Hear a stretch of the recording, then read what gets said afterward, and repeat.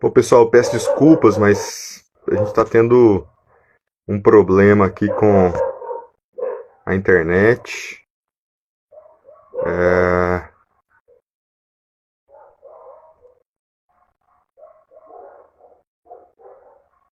Cadê o Léo?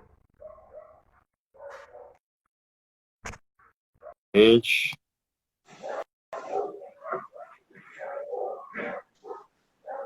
Agora vai dar certo. Agora vai. Em primeiro lugar, deixa eu pedir desculpas para todo mundo, dizer que a internet brasileira tem dessas coisas. Eu estou dando aula online e eu faço isso todos os dias. Então, eu peço desculpas, em primeiro lugar, né, porque já era para ter começado.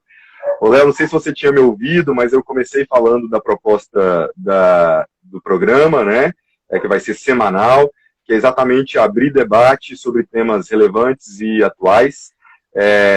Eu gostaria de te agradecer a sua disponibilidade. Eu falei com você e você prontamente aceitou.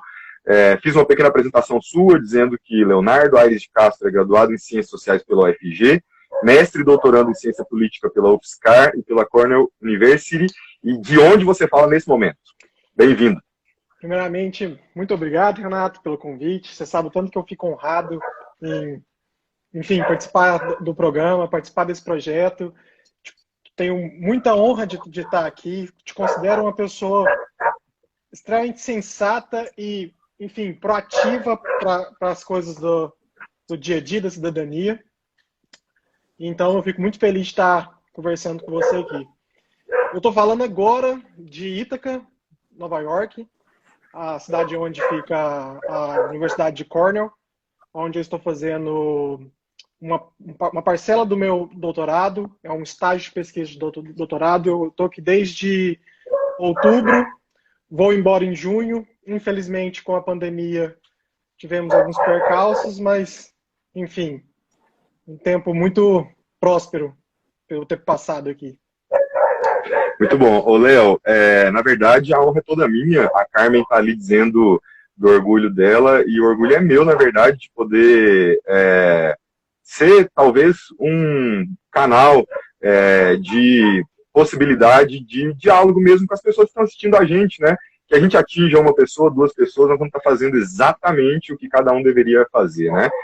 Você, como cientista político, nós poderíamos começar por aí, você, como cientista político, poderia explicar o que faz um cientista político? Na minha pesquisa, eu estava lendo e achei muito interessante sobre o objeto de estudo da ciência política, né?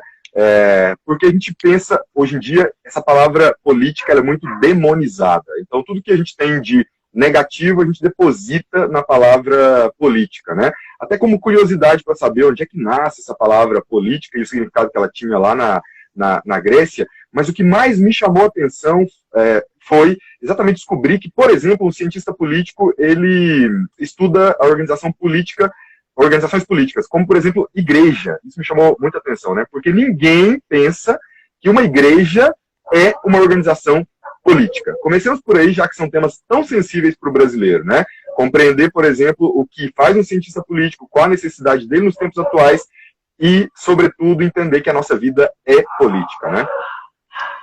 Então, essa pergunta eu acho que os meus pais se perguntaram quando eu paralisei meus estudos em Direito e deixei tudo para ir para Ciências Sociais e seguir meu caminho nas Ciências Sociais. Que eu acredito que eles falam, poxa, mas se meu filho está largando Direito, vai fazer Ciências Sociais, que diabos faz um cientista social? Que diabos faz um cientista político?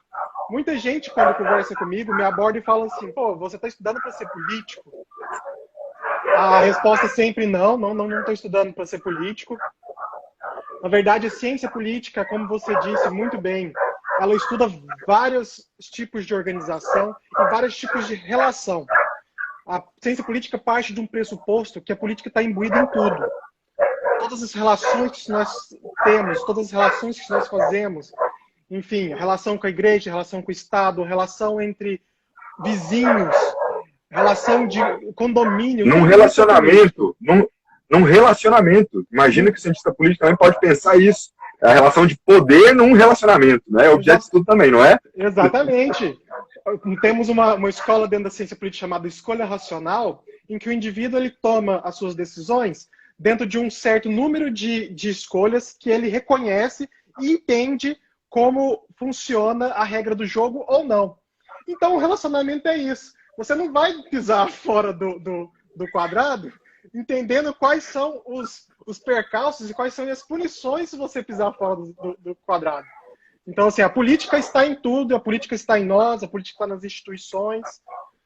Enfim, é um tema muito importante. Tem um amigo meu que, inclusive, está nessa live, que ele estuda, ele é da sociologia, mas ele conversa muito com a ciência política, que ele estuda a relação de jovens evangélicos e como eles se interagem e tudo mais, e isso perpassa também o mundo da política. Há um grande arcabouço de objetos de pesquisa dentro do mundo da ciência política. É do Aristóteles a frase, né, de que o homem é um animal político, né? Isso resume bem essa visão, não é?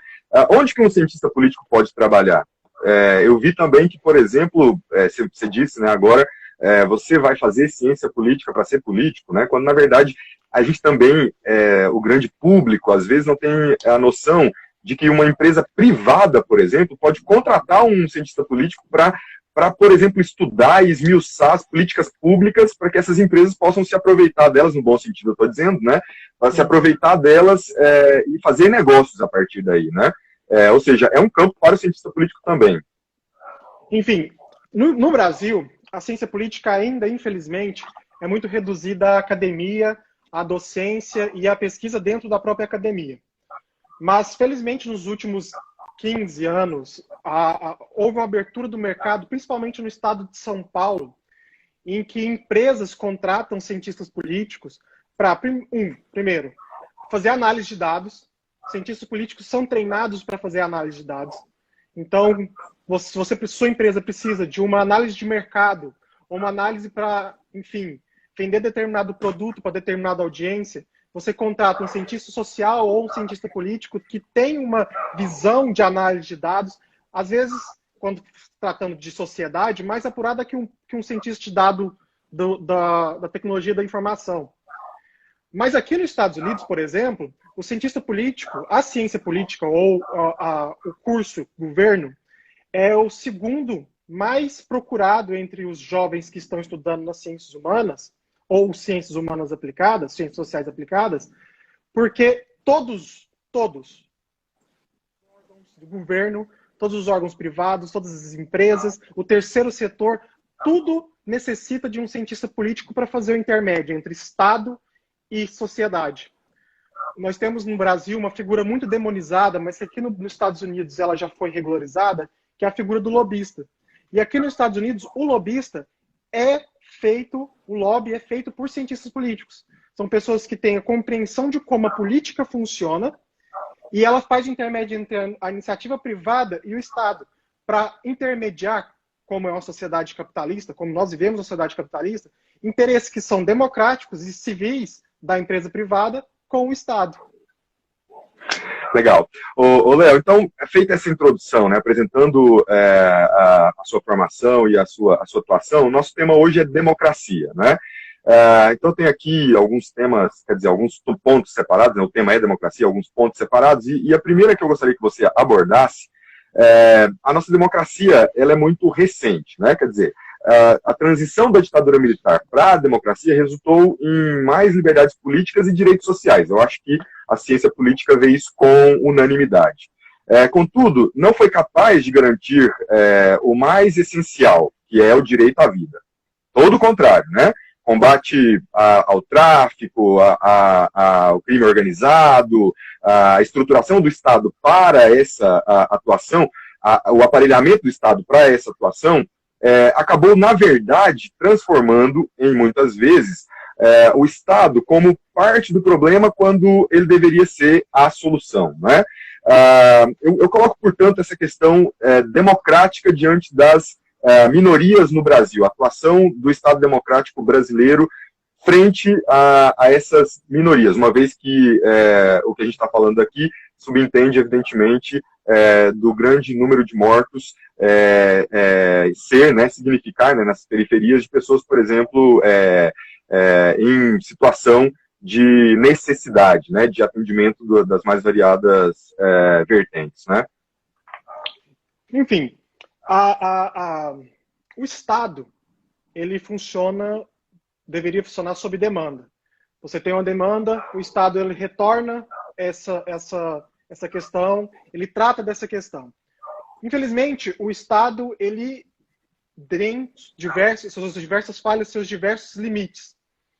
Então, desde a redemocratização do Estado brasileiro, ela foi cheia de falhas e cheio de pequenos problemas, que não são tão pequenos assim, tais como a não condenação de crimes cometidos pela ditadura, a não perseguição criminal, legal, de pessoas envolvidas com a tortura, envolvidas com a destruição da democracia, destruição do Estado de Direito, enfim, tudo isso. Mas a nossa Constituição, ela é um primor em relação à abrangência das minorias sociais e abrangência de direitos sociais. Então, quando você pensa nisso, quando você pensa o Estado brasileiro a partir de 1978, você poderia enxergar um horizonte em que nós chegaríamos em 2020 e nós teríamos um Estado que encobrisse todos os indivíduos, toda a sociedade, que entregasse saúde, educação e segurança. Infelizmente, existem esses percalços que são históricos no Brasil, que estão atrelados a nossas elites econômicas, a nossas elites políticas, e que reproduzem algumas deficiências e alguns problemas da própria sociedade. Ou seja, você comenta como as minorias sociais estão sendo abrangidas no Estado em relação a, por exemplo, o assassinato em massa da comunidade negra, na comunidade preta, nas favelas. Outro ponto também em relação a minorias sociais, como as mulheres são massacradas no Brasil e não possuem quase nenhuma estrutura estatal que as protejam. Mas se você olhar para o Estado, existe uma estrutura estatal para proteger as mulheres, existe uma estrutura estatal para proteger a comunidade preta em todos os lugares, não só na favela. Existe uma estrutura estatal para proteger a comunidade LGBTQ+, mas há um problema entre a percepção dos problemas e a entrega do resultado de políticas públicas. Políticas públicas no Brasil são, para falar o mínimo, mal pensadas. Mas mal pensadas numa perspectiva de que aplicar uma política pública no Brasil, para você aplicar uma política pública, você precisa pensar ela em todos os níveis de federação, da federação, todos os níveis de estado, município, e isso não é pensado. Porque, primeiro, você demanda uma estrutura intelectual de construção de política pública muito grande, e, em segundo, você demanda muito dinheiro. Mas não é um dinheiro que seria gasto à toa. Seria um dinheiro gasto e que mais na frente poderia salvar milhões de reais. Enfim. Ô, Léo, e nós não temos uma comunicação entre as esferas. Você acabou de falar agora. Nós temos visto nesse combate ao coronavírus exatamente uma falta de política nacional norteadora do processo, né? Portanto, eu acho que isso também contribui, né, me corrija se eu estiver errado, contribui para essa falha nas políticas de alcance a essas minorias. Eu gostaria que você falasse, até porque quando a gente fala de minoria, e a gente vai lá e linka, por exemplo, os negros ou linka as mulheres, elas não são minorias quantitativas, né? Então, quer dizer, não é pensar em minoria em número, não é verdade? Exatamente. Nas eleições de 2018, e na verdade antes disso, se iniciou uma narrativa de que a democracia seria a vontade da maioria, correto? O problema é que democracia não é isso. Democracia não é vontade da maioria. Democracia é a consolidação de aspectos e de interesses, tanto das maiorias quanto das minorias. Você disse que elas não são minorias quantitativas. Realmente não são. Mulheres são a maioria, os pretos são a maioria. Enfim, você tem uma estrutura que coloca eles como minorias, mas sociais. Por quê? Porque elas não conseguem alcançar as benesses ou a estrutura de proteção do Estado.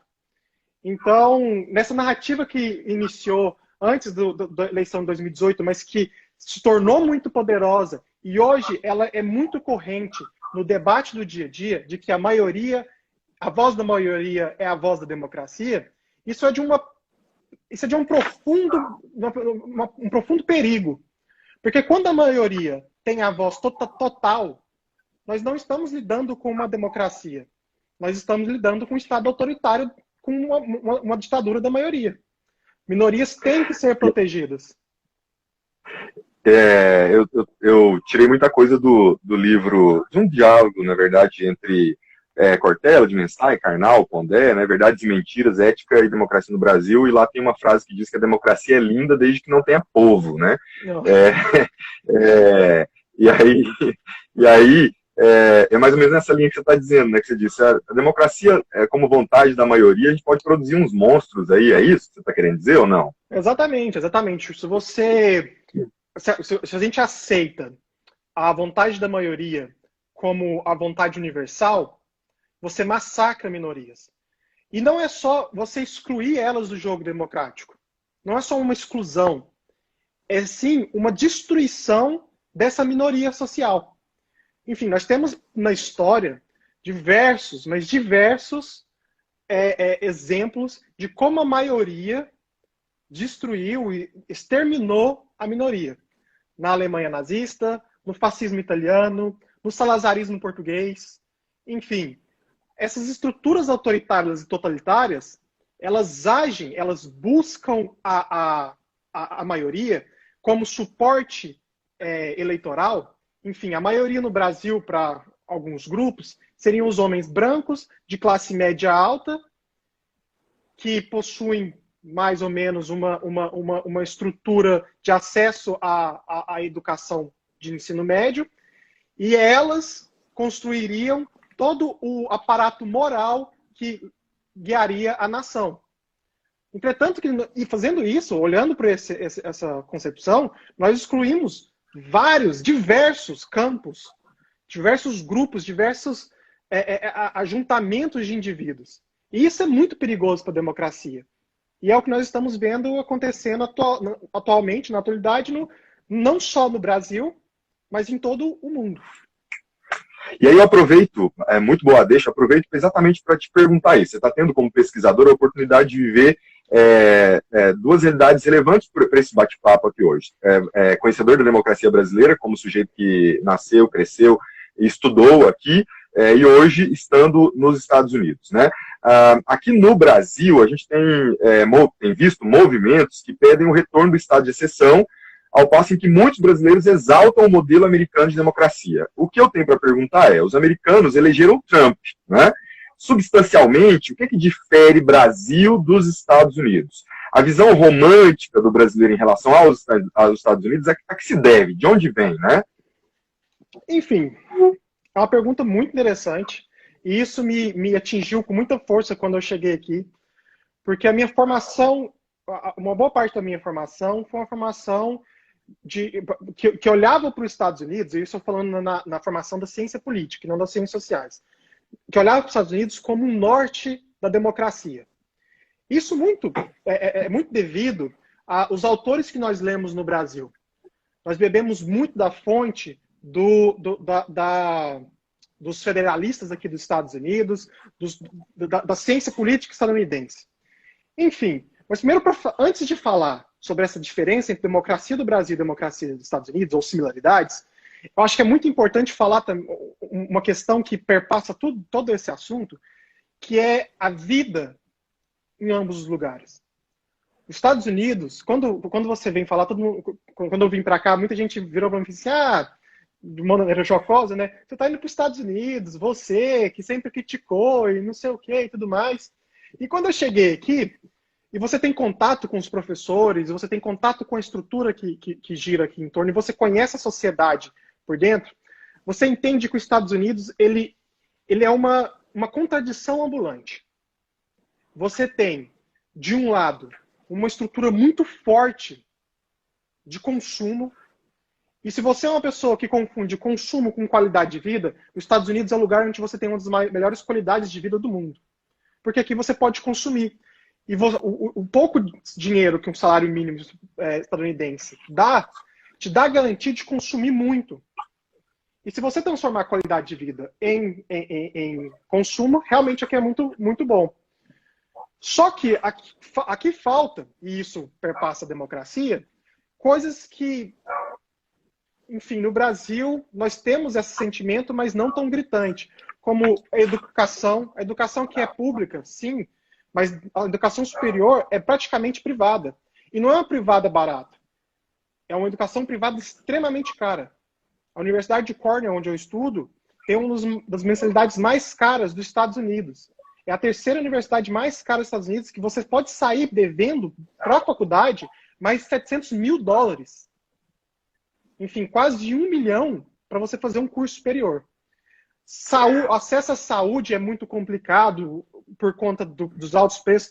Tudo isso se constrói dentro de um sistema de acesso de bens básicos para o público. No século XX, os Estados Unidos era um país com o American Dream e com o American Way of Life que se impulsionou muito depois da Segunda Guerra Mundial e se consolidou como um dos países mais democráticos do mundo.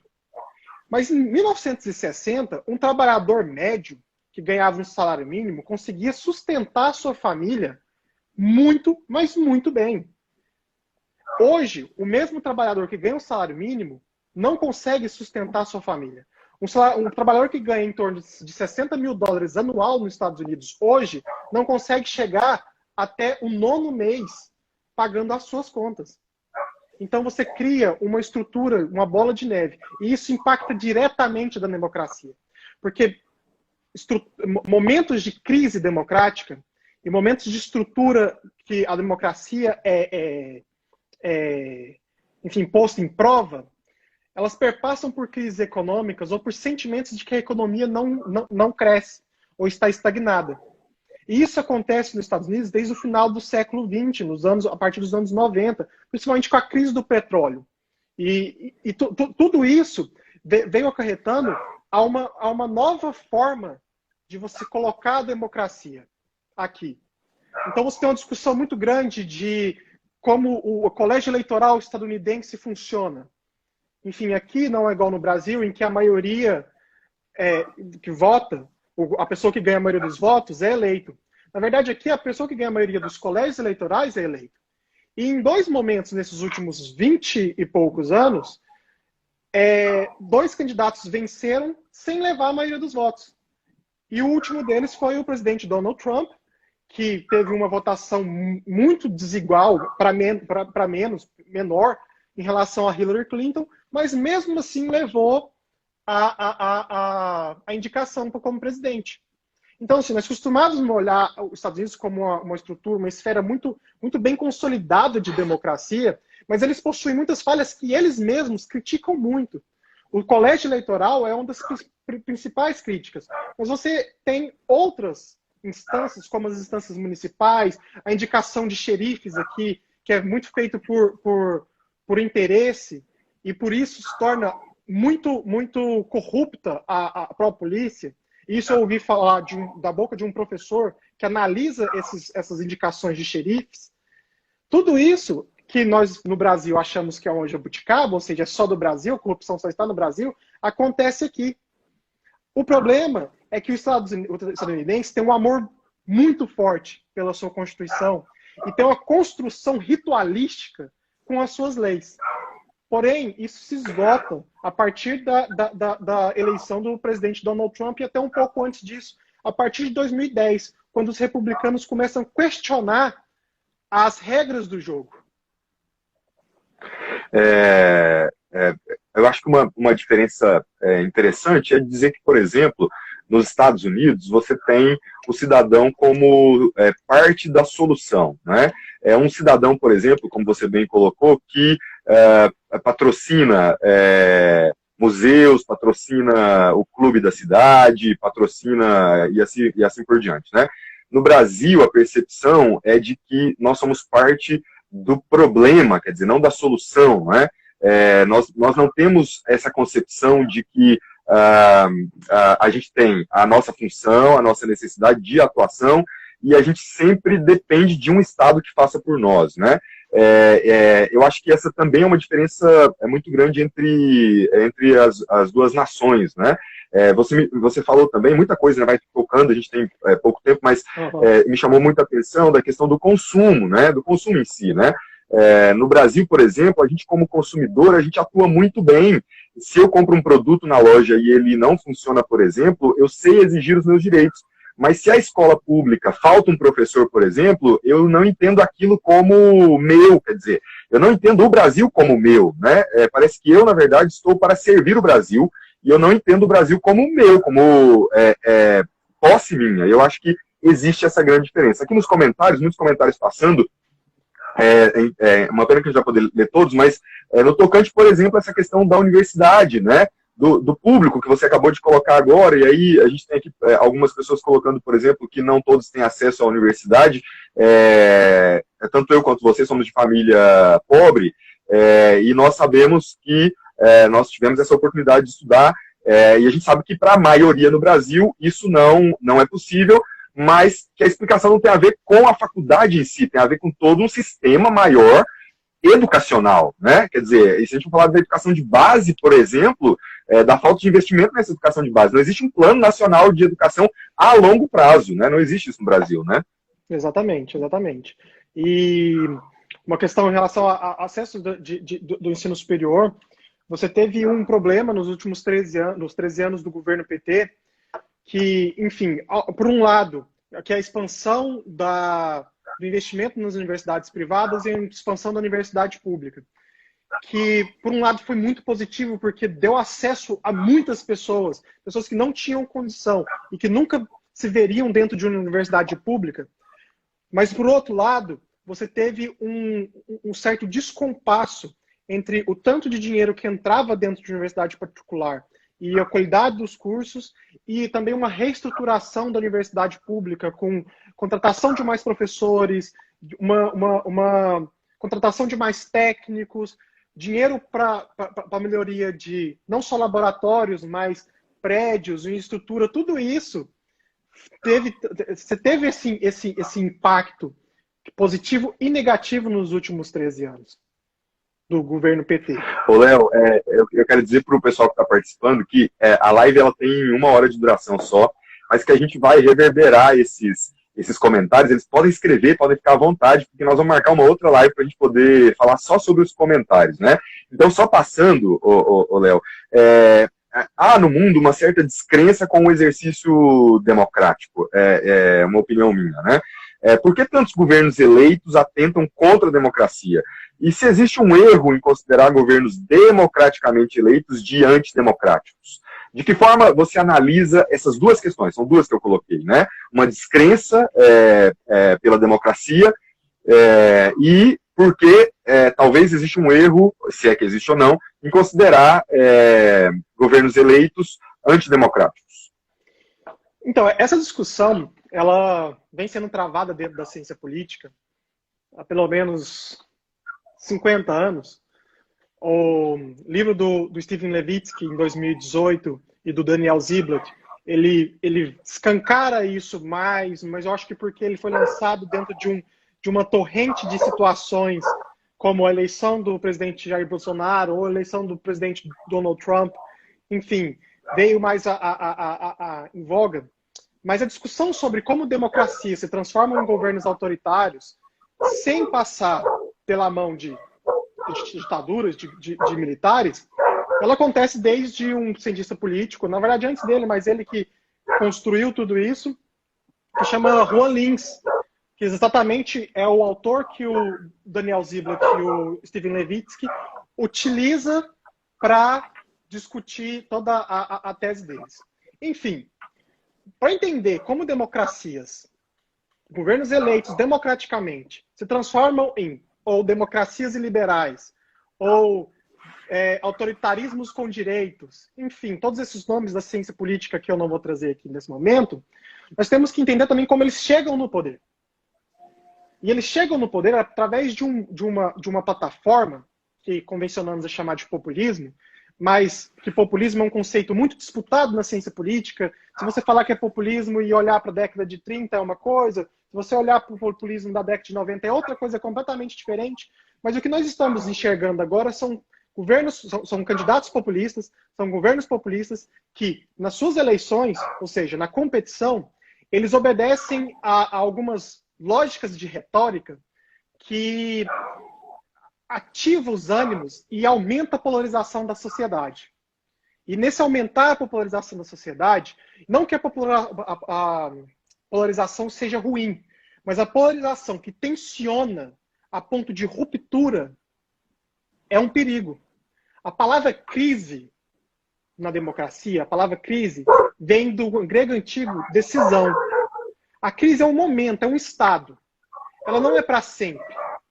Então, quando um paciente está em crise e o médico chega para a família e fala assim, olha, fulano de tal está em crise, aquela pessoa tem dois possíveis resultados. Ou ela vai morrer, ou ela vai ficar bem. Mas ela não vai ficar naquele estado de crise. Um filósofo muito importante na política, que é o Antônio Gramsci, ele fala que a crise, ela propriamente acontece quando o velho está morrendo e o novo não consegue nascer. E o interregno, ou seja, aquele intervalo que isso está acontecendo, ele gera inúmeros sintomas mórbidos. E esses inúmeros sintomas mórbidos são os populistas de extrema direita e esquerda, que são pessoas que, primariamente, elas antagonizam o adversário e transformam ele num inimigo. Ou seja, você para de obedecer às regras do jogo, de obedecer o que transforma a democracia na democracia, que é obedecer à lógica de que quem perdeu sai do cargo e dá espaço para quem ganhou.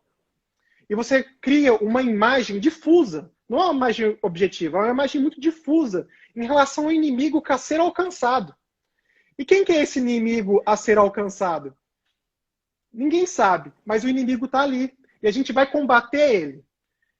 Então você ativa as massas contra esse inimigo. Você ativa o que nós chamamos ali de maiorias. Então as maiorias, elas se revoltam contra esses grupos. Beleza.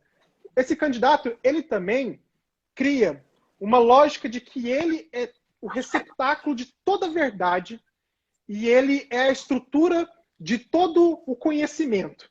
Enfim, tudo que ele fala é verdadeiro. Nada, e tudo que falam contra ele é falso. É fake news.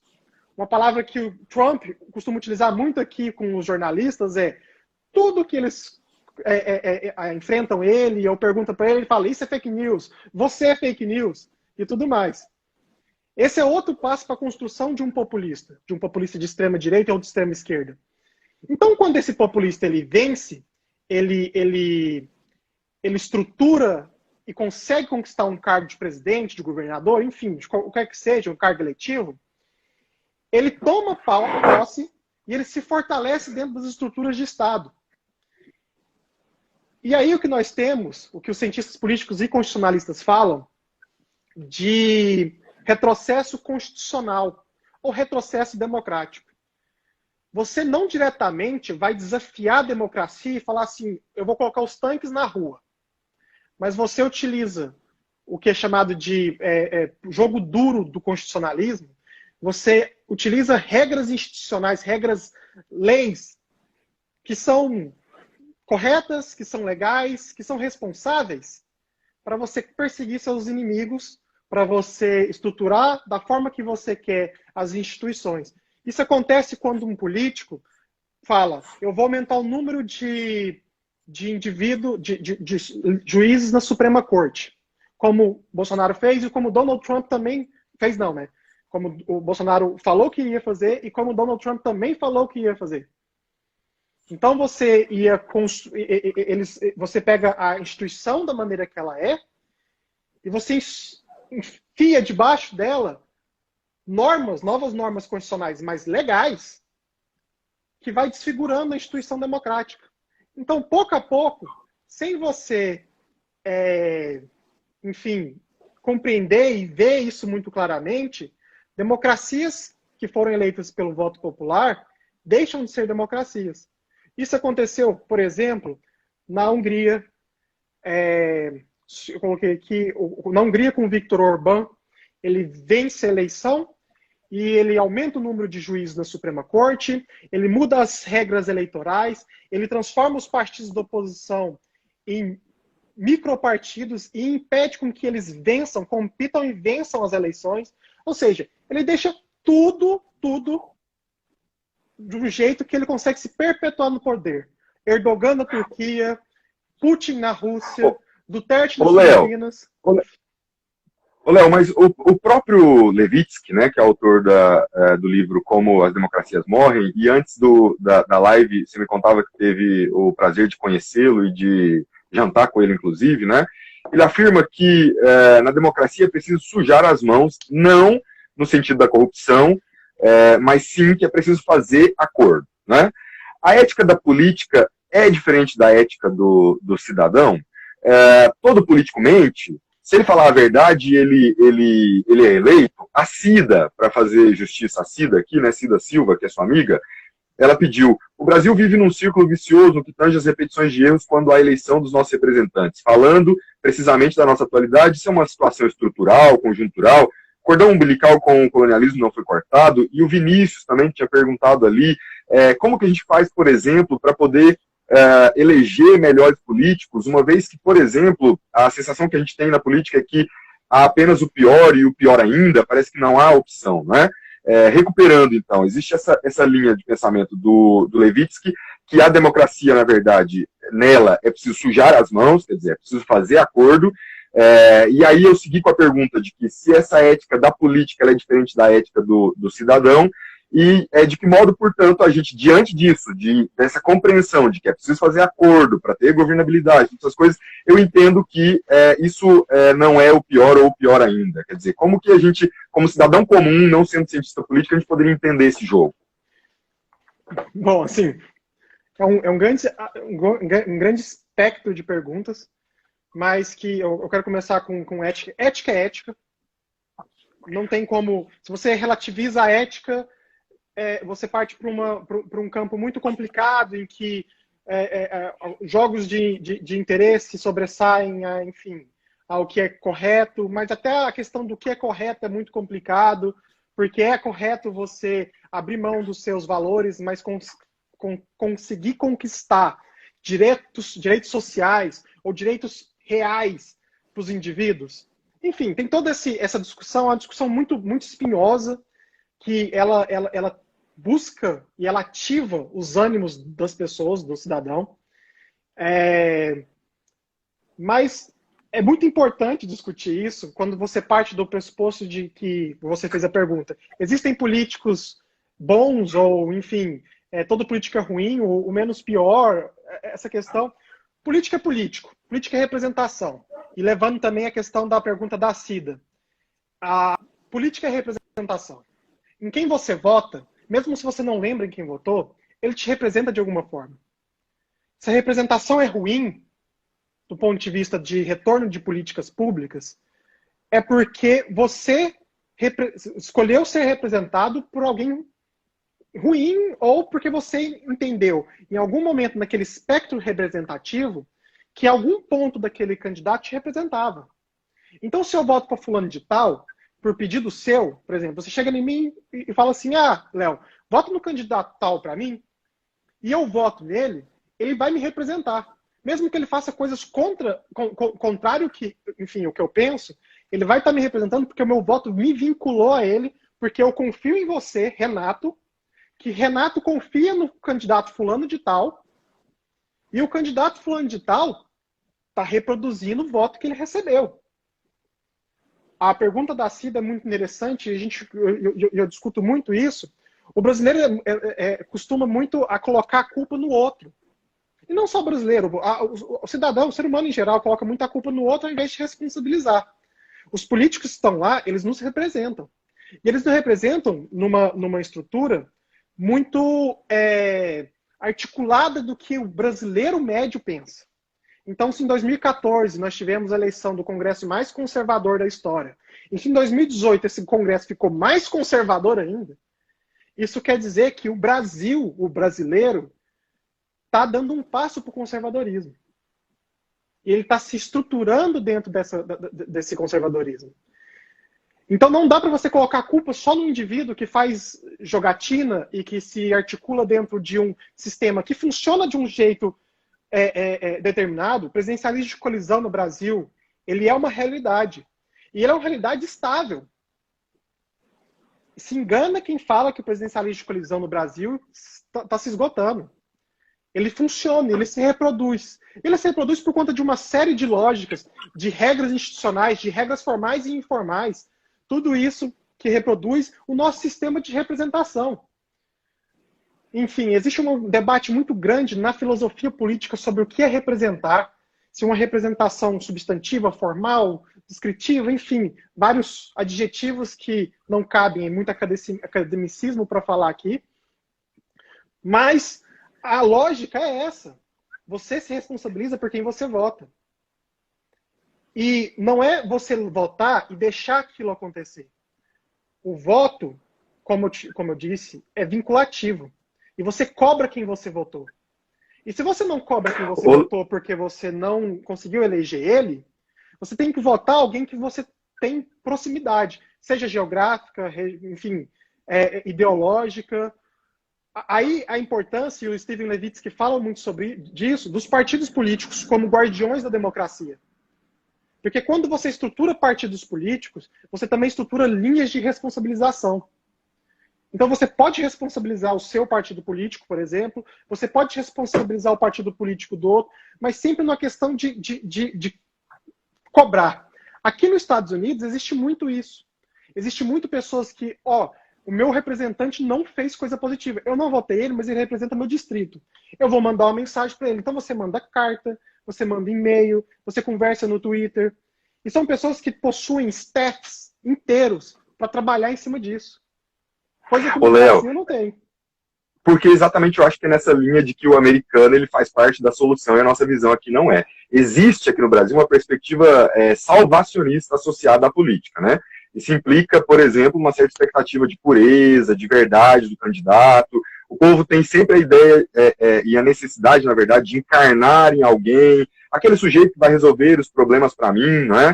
Se a gente for pegar, eu acho que nessa linha política, talvez isso incomode o que eu vou falar, né? Mas, por exemplo, a própria história do PT como partido que carrega a tocha de salvação e depois se vê imerso a denúncias de corrupção, não é? E aí vem esse processo de decepção da população, mas a gente tem depois uma ideia de que um messias político vai resolver aquilo que a gente não consegue, né?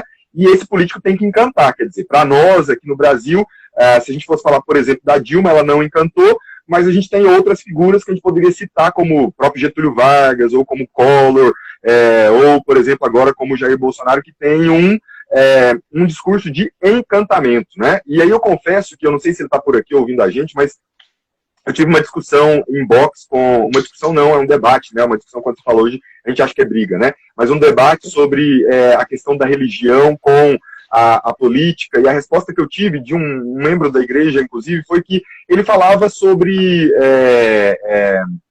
religião. Então eu não quero polemizar nomes aqui, porque essa não é a função da live, né? Mas eu gostaria que você falasse sobre essa perspectiva de salvação que nós brasileiros temos da política, quer dizer, alguém que venha nos salvar. A gente não está à espera disso o tempo todo? Enfim, para entender essa questão, eu também busco na pergunta da Cida em relação a cortar o cordão umbilical com o colonialismo.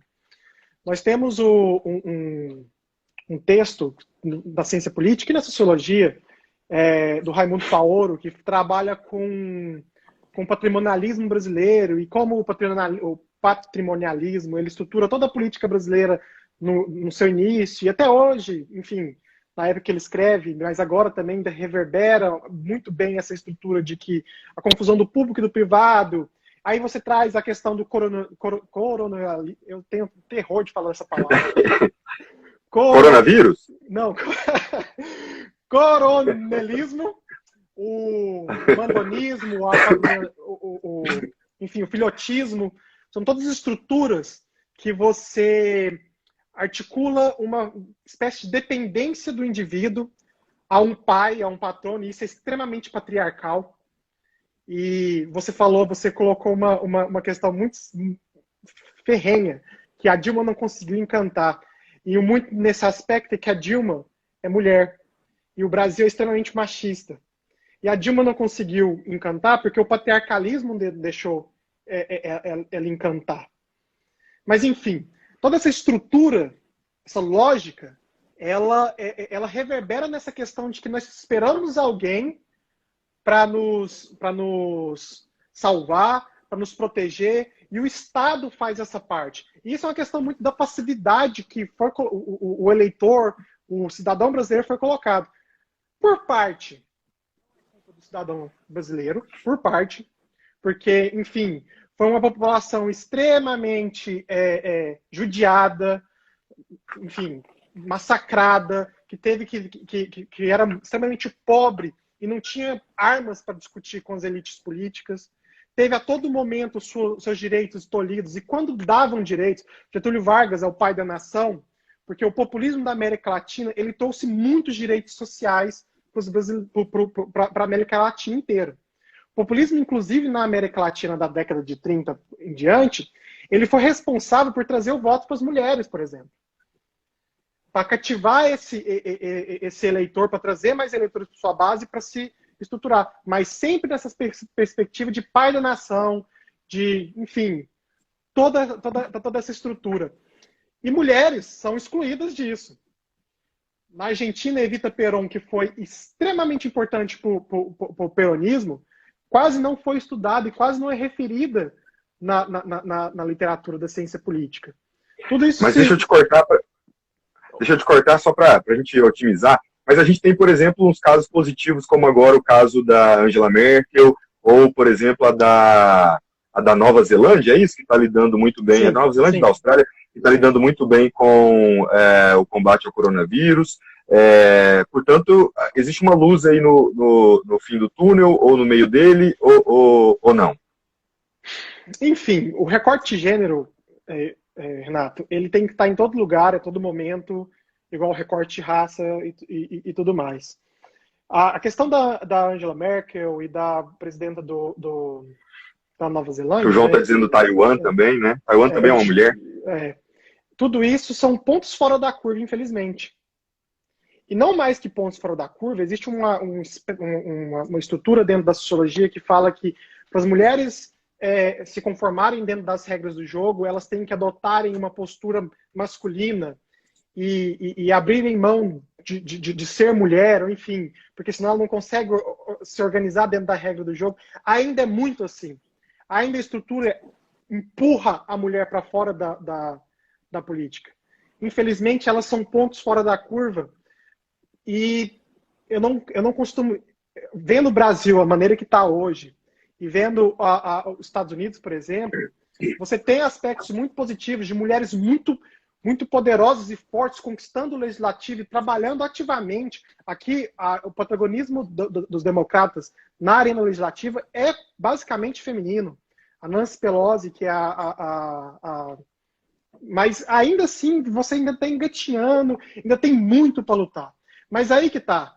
Tem que muito para lutar e tem que lutar. Democracia não é dada. Estrutura não é dada. Democracia é sempre uma disputa. Quando o Levitsky fala sujar a mão, democracia é você dar murro em ponta de faca e lutar pelos seus direitos e retroceder nos seus direitos, mas continuar lutando. Ô, Léo, a gente está chegando perto já do fim, e aí antes eu tenho uma pergunta final aqui para você, mas antes, se você me permitir, um abraço para o Deiler, que está aqui presente, para a Carmen, né, que está colocando aqui vários comentários, né, a revolução será feminista, ela está colocando aqui, o golpe de 2016 foi machista, misógino, patriarcal. O Diogo também, que está super participando, a Dilma encantou na resposta a Agripino Maia sobre mentir na ditadura. A Kátia, parabéns, Léo, pelas belas palavras. A Bibiana, a Dilma escolheu mal o vice. Cadê? Deixa eu ver se eu consigo baixar aqui mais. Minha tela do celular não... Ah, tá. Deixa eu ver. Opa. Vivemos a espera de um Salvador, o João está dizendo. Eu não estou conseguindo aqui, você consegue aí? Não só o Brasil, Renato, mas toda a América Latina, desde meados de 1800, quando os Estados Unidos tentaram nos recolonizar. A Amanda, o Vinícius dizendo para a Jéssica, né, que o eleitor precisa aprender a votar. A Lucílio, Messias não faz milagre, ele confirmou isso hoje, ontem, né? A Jéssica dizendo não subestime o eleitor. Aqui tem reuniões direto do Diogo falando entre representantes do condado com a população, a prestação de contas ao vivo. A Fabiana dizendo que tem gente nos pedidos, Fabiana. Deixa eu ver o que mais. Muita gente, né, gente? O Jonas dizendo que é um avanço global, político conservador nos costumes e liberal na economia. Hoje a aprovação de um projeto econômico neoliberal encontra mais facilidade em governos autoritários do que liberais. A Carmen dizendo de ter cuidado de citar o Gramsci, né? Como as democracias, é uma exposição maravilhosa para ajudar esse contexto. A Carmen dizendo, lembrando, esse livro muito recomendado, Larissa tinha me mandado. A educação é tão valorizada que há anos não há concurso público no Brasil. Uma coisa é a educação ser sucateada e não ser prioridade, a outra é a gente não valorizar, a Carmen tem toda a razão, né? Uma coisa é um projeto político contrário à educação e outra coisa é a gente fazer parte desse projeto pedindo o fim da educação, né? Preciso tomar cuidado. Muita gente aqui participando, queria muito agradecer vocês, assim, para mim superou absolutamente todas as minhas modestas expectativas. O Léo realmente é um cara espetacular. Queria agradecer a todos vocês que passaram por aqui, muito importante. Só lembrando, Léo, antes, né, a gente ainda tem alguns minutos ainda, mas só lembrando que na próxima semana eu vou ter a oportunidade de entrevistar o ex-ministro da Justiça, José Eduardo Cardoso. Ele vai estar aqui comigo. Nós vamos discutir sobre a crise democrática, quer dizer, nós vamos continuar nessa linha da democracia. O ex-ministro da Justiça, José Eduardo Cardoso, foi também o advogado da Dilma no processo de impeachment. Eu quero lembrar para todo mundo que a proposta do programa é ouvir vozes, as mais diferentes, né? E a gente já tem aí já um calendário já marcado já de pessoas com vozes diferentes, né? A oportunidade aqui é para que todo mundo possa colocar o seu comentário aqui, mas sobretudo para que a gente aprenda a se posicionar e a se colocar exatamente na linha de entendimento e não contra o outro. Eu acho que isso é o que mais está me motivando trazer essa discussão, que é mostrar para as pessoas que eu posso conviver com o diferente. Leonardo participou uma vez de uma reunião na minha casa, uma reunião que trouxe pessoas muito diferentes no auge da discussão sobre a eleição que elegeu o Bolsonaro, e que tinha pessoas marcadamente bolsonaristas e pessoas contrárias a ele, e foi uma reunião super suave, super tranquila, e é essa a proposta, para que a gente possa encontrar pontes de diálogo e não construir mais muros. Ô, Léo, para terminar, eu gostaria de te perguntar, em relação à nossa democracia, você está otimista ou pessimista? Então, Renato, a Carmen até perguntou, acho que na mesma linha, se nós temos enfim, um perigo de um retrocesso na democracia no Brasil. Há um tempo, eu parei de fazer previsões, porque, enfim, entendi que o papel do cientista político é analisar o que é lhe dado e não fazer previsões. Mas o meu prognóstico em relação ao que nós vivemos e o que, enfim, teremos mais à frente é um pouco dúbio. Eu acredito que nós temos forças dentro da sociedade que estão lutando para manutenção da democracia, na estruturação de direitos de minorias. Enfim, nós temos um diálogo entre alguns setores que está começando a ser construído. Então, eu acho que pode vir a ser algo que vai dar bons frutos. O problema é que nós somos bombardeados com tanta informação negativa, e no momento em que as instituições elas estão dando um rodopio de problemas, de problemáticas, que é difícil se manter otimista e não recorrer ao pessimismo, e não falar que tudo vai dar ruim e nós vamos amargar mais 21 anos numa ditadura cívico-militar. Mas eu vejo as instituições democráticas brasileiras com uma fragilidade enorme. Elas são muito frágeis, não porque elas são novas, mas porque as pessoas que as compõem não estão tão articuladas para as defender. As nossas elites políticas e nossas elites econômicas não possuem a educação cívica necessária para defender suas instituições e para entender que a democracia é muito melhor do que um Estado de exceção e de um Estado não democrático. E, infelizmente, essa foi a aposta do setor econômico. Não só isso, como também nós temos problemas de cunho social, como a destruição dos direitos trabalhistas, sucessivamente, desde o governo Temer até agora. E isso não tem um impacto apenas econômico no cidadão, mas tem um impacto no que os sociólogos chamam da criação do precariado, os sociólogos, os geógrafos, da criação de um precariado. E esse precariado, a partir da uberização, que é a transformação das relações de trabalho em Uber, ou seja, você trabalha por demanda e quem recebe menos pega aquele serviço, ou seja, você vai diminuindo direitos trabalhistas, você vai diminuindo direitos sociais e você vai remunerando menos o indivíduo. O indivíduo vai tendo que trabalhar mais, se alienar mais dentro do próprio serviço, ele perde espaço na política, ele perde tempo para pensar sobre política e ele obedece a uma narrativa construída externamente por fake news, por WhatsApp, pelo Twitter. Antes da gente entrar nessa live, eu olhei o Trending Topics do Twitter. Dos 25 Trending Topics, 12 foram levantados por robôs.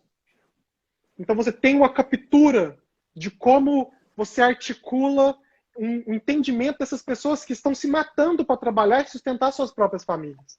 O coronavírus e esse lockdown que trouxe a gente para dentro de casa, quem pode, quem tem esse direito de ficar dentro de casa e que é negado a muitas pessoas, porque não é um privilégio, é um direito e que é negado a muitas pessoas.